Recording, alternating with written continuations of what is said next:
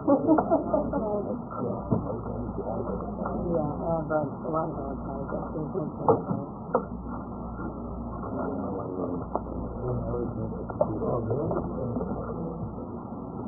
our guys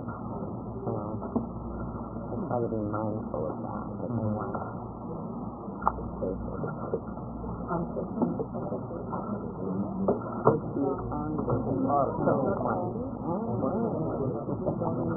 I can't help it, my feet feel so. No, I don't think so. Give me a mic time. I can't remember the last like going back. Even my time. Pretty good at it now.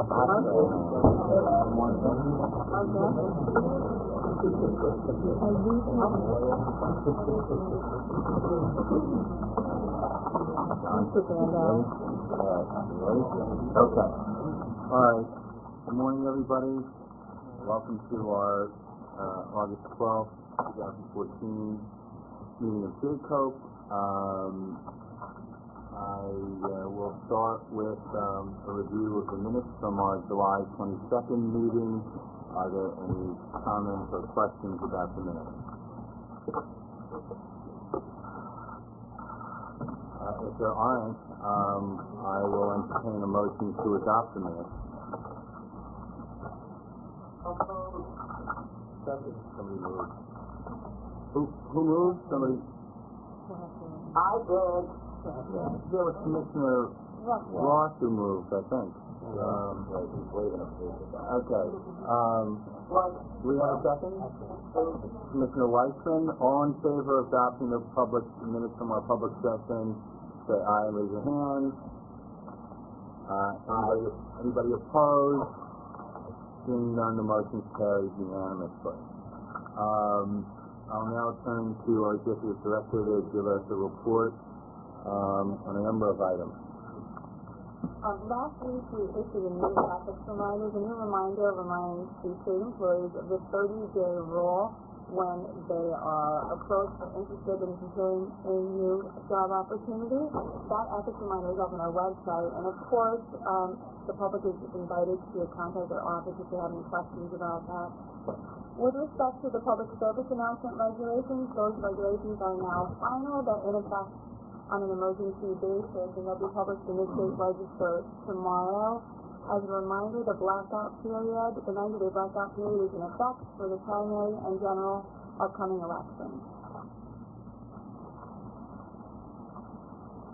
Thank you.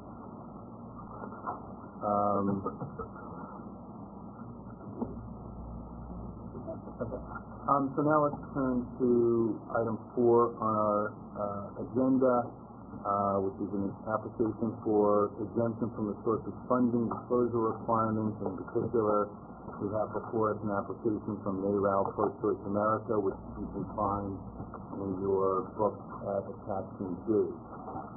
In June 2013, the Commission granted NARAL source of funding exemption application based on a showing of reasonable probability of harm under the regulations that were then in effect. The exemption covered all findings to date until July 2016. Shortly thereafter, the Commission began considering revisions to its regulations relating to exemptions and determined to defer a ruling on the exemption applications of 4 other groups: New York Civil Liberties Union, New Yorkers for Constitutional Freedoms, Women's Equality Coalition, and Family Planning Advocates.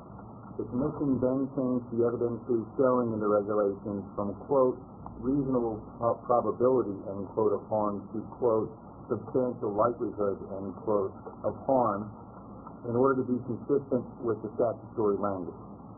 In January 2014, in an effort to avoid litigation, the Commission and NARAL agreed that NARAL would keep its exemptions, which had been awarded under the old standard, but it would be for a shorter period with the understanding that NARAL would be subject to the same conditions as the other applicants.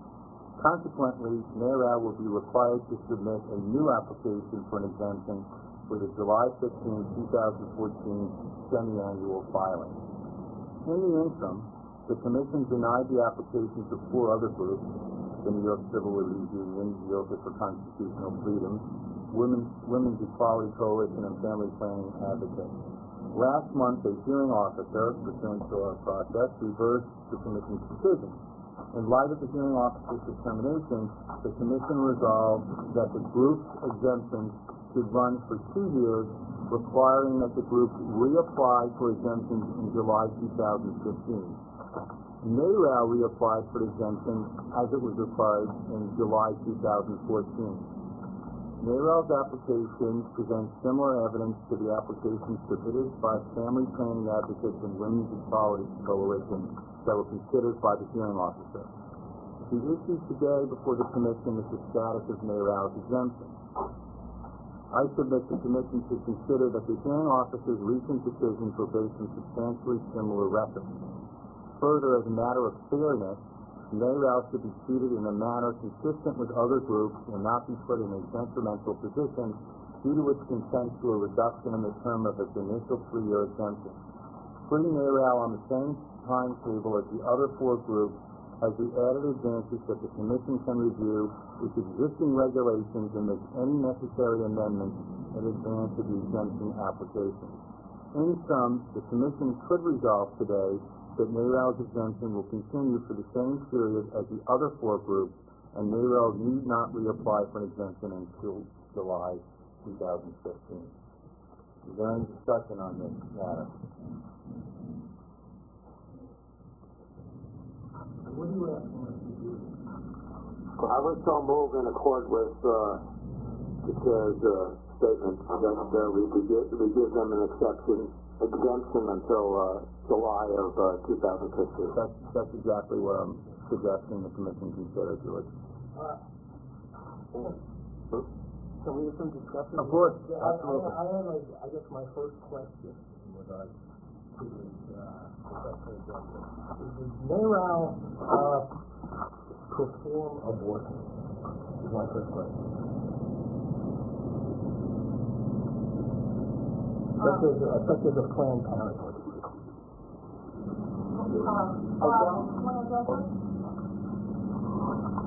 I don't think so. Rob, Colin? Similar to Women's Equality Coalition and Family Planning Associates, NARAL, like those organizations, is not an abortion service provider. Okay, so in light of that, I just want to read the end of the piece that we got from NARAL. Was this all posted, by the way, for the public? It was all so. Because the major portion of what we received from NARAL looks like it's something prepared by, I don't know, it's NARAL Pro-Choice America, but in their conclusion, and I'm sorry, it's only about 4 or 5 lines. It reads, although federal and state clinic protection laws have alleviated some forms of violence against reproductive health centers, threats and intimidation, violence against clinic providers and staff continue. So I guess in my first part of trying to analyze this exemption request against our regulations, either prior ones or the new ones, it seems that most of what we received from NARAL may not be applicable here, because their real focus has been on reproductive centers that provide healthcare services, as opposed to maybe, I guess if we fall in the category of lobbying. Rob, would that be sufficient? I'm sorry, I didn't understand that. Well, with the services, or whatever NARAL provides, it's not reproductive healthcare services, but it has to deal with lobbying and informational services. Well, the 501c4 doesn't lobby, but is that, I mean, let me take that back. Yeah. NARAL Pro-Choice America, which is the applicant for the exemption, engages in public information and lobbying activities, similar to Family Planning Association and Women's Equality Coalition. Okay, so then, in just, again, analyzing, or I'd like to call it peeling the onion, what we have before us to really look at, because a substantial portion of what they provided dealt with reproductive health care centers. We're now looking at looks like some flyers or some postcards that NARAL had sent to people looking for support, and they got back some comments. And then there were also, I believe, something, some Facebook posts and other things that they mentioned.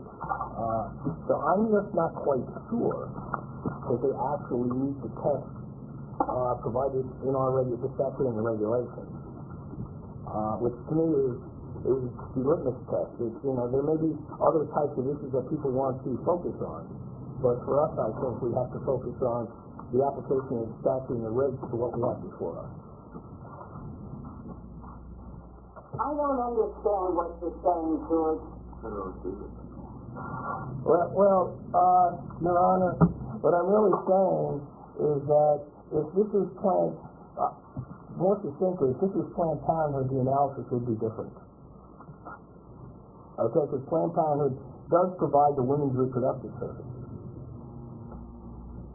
All I know is this is a lobbying organization, and whatever our personal beliefs are, we have a fiduciary responsibility to apply the law as the hearing officer told us.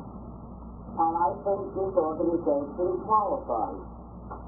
Well, that's obviously we all have our opinions, Your Honor. I'm not sure that either the analysis that we did that went before the hearing officer or the hearing officer's analysis, and I agree that Judge Pratt is was a wonderful judge. Okay, but I'm just not sure that in the final analysis that what either the judge did or what NARAL has put forward here meets the statutory and regulatory guidelines we have. This is not about women's health to me, okay? It's a much narrower question. I don't get why it turns on whether they provide abortions or don't provide abortions. They're an advocacy group who takes a certain position with respect to women's health care and women's rights to an abortion. And the fact that they may not provide abortions or facilitate abortions, I think is irrelevant. What they do as an advocacy group would subject them to the threats that they've outlined in their application. Well, Paul, I guess I'm just going to disagree with you because the NARAL application, almost all of it focused on healthcare providers. Well, I think the issue is, there are a couple of issues for us. First of all, as I said at the outset, and I think some of the commission has mentioned already, that you're drawing a distinction between a service provider and an advocacy group. I mean, we don't have jurisdiction over service providers, service providers. We have jurisdiction over these groups because they engage in advocacy. If they also provide ancillary services that provide further evidentiary support for granting an exemption, that's certainly something to consider. But the hearing officer's decision, I think, was clear with respect to the two groups that weren't service providers. That's the first point, and I'm just trying to crystallize what I think folks are saying. The second point is that, as always, you're always very diligent in your analysis. I think there are some practical considerations that go to our institutional prerogatives, which are that we've got 5 similarly situated organizations who will be on different timetables with different standards. And I think that it's important for us, particularly in light of the hearing officer's decision, to think about the efficiency about how we as an organization will address these exemptions, because the exemptions that we granted to the exemptions that were granted by the hearing officer's decision, I would say there's a high likelihood that we're going to be revisiting those when their timetable expires.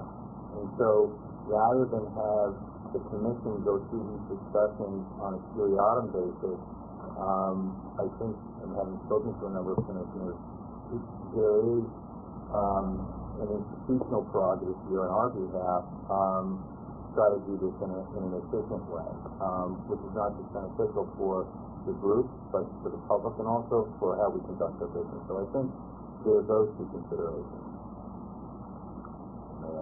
Yes, Ms. Movon. First of all, I want to say that I'm in total accord with Commissioner Weissman and the analytic distinction he has made. A advocacy group citing threats to provider entities or individual physicians is not necessarily a valid extrapolation. But I believe that the discussion underscores a larger overarching problem, which is we have failed to adequately define substantial likelihood of harm. And that while I'm going to vote for the proposal as presented by the chair today, I hope that we can avail ourselves of the time to revisit the definition. In my view, it requires a further ventilation. My understanding also, Mr. Chair, is that as of now, Judge Pratt's decision is binding. There's no further appeals. But I'm also of the understanding, hopefully correctly, that in the future, if one of these were turned down and we were reversed, we could then take it to the courts and get a final determination from the courts as to what the standard should be. So I don't know that it should be a fait accompli with each application that comes forward. And I'm not saying you suggest. Oh, no, I was not suggesting at all. I mean, in fact, your point, I think, underscores what mine is, which is that under the current regulatory regime, if we were in the future to deny an application, then you're right, the process will be for an Article 78. And that, in my mind, is one of the reasons to put all of the groups that particularly are either similarly situated or very similarly situated on the same track, so that for efficiency purposes, we're not involved in multiple and potentially conflicting litigations. One group has an exemption, one group's been denied, others are pending before a Supreme Court in Article 78. When I said that there are institutional prerogatives that I think go to how we move forward on this, that's what I'm talking about. So.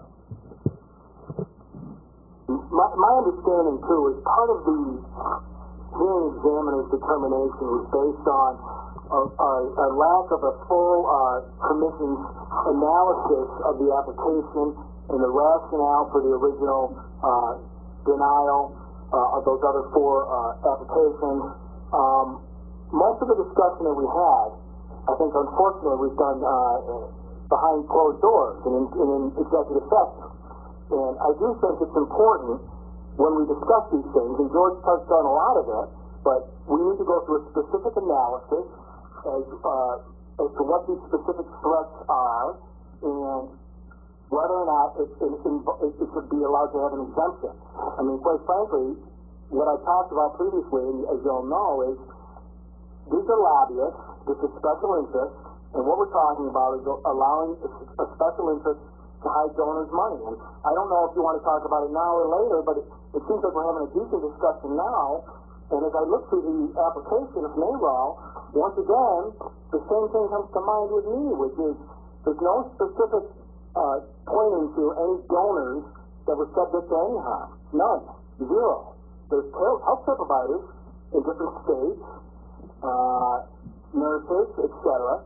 But there's no link, there's no connection to donors. And I think that's the standard that we need to have before we allow any exemption, any special interest, to be able to hide who the donors are. As the hearing officer pointed out, the donors and the defense pointed out, since the donors have been anonymous, they could not have been subject to any threat in the past. And by analogy, we take the steps that if employees and those whose names have been known have been subject to harassment, then it's reasonable to conclude that the donors would be so subject. No one else will I move that we grant an exemption to NARAL. And Judge Ross, would that be, no, we don't have the motion. Hold on. I think Judge Ross has made the first motion, and I just want to clarify that is a motion to grant NARAL's request for an exemption for a period of 1 year until July 2015. Is that what the motion is? Yes, the same period as the other group. Okay. I second it. Okay. All in favor of that motion, raise your hand and say aye. Aye. Okay, let's just count the votes. Okay.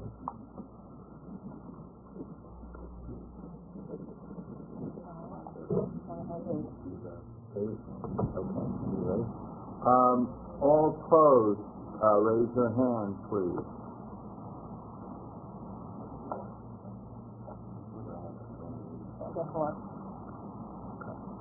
All right, the motion carries by a vote of 8-4. Okay.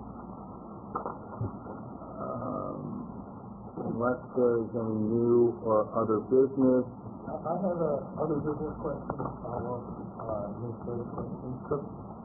Monica, where are we on the case management system? I believe at this point in time, and Pat or Roy just recently went over that the system is complete and designed, and we are in the process of inputting the data. Is that right? Correct. Okay. When would you anticipate that it would be available for commissioners to review? I think that we just over this next period of time, I'll leave a bigger break so we can focus on getting the data in for that. Okay, so sort of September meeting? Please, we can have those numbers in September meeting. Thank you. Unless there's anything else, I will entertain a motion to enter into executive session pursuant to executive law section 94, 19D. So moved. Second?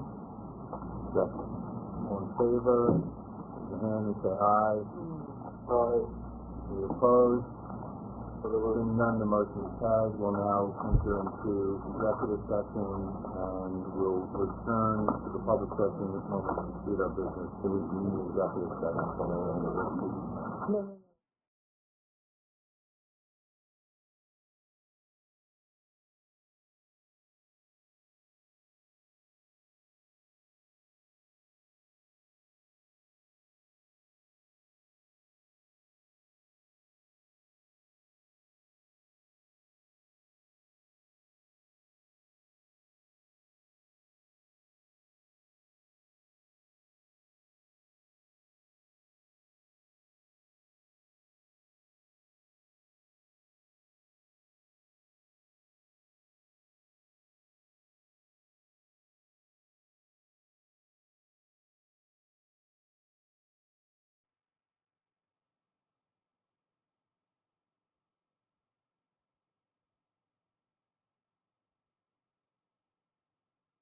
okay, we're back in public session. During J-Corp's executive session today, the Commission considered a number of investigative matters, approved 2 settlements, and considered 2 exemptions from the revolving door provisions of Public Officers Law 73, Section 73, 8-D. Unless there's any other business before the Commission, I'll entertain a motion to adjourn. So moved. Second? Second. All in favor? Raise your hand and say aye. Aye. Any opposed? Seeing none, we are adjourned. Thank you. We'll see you in September.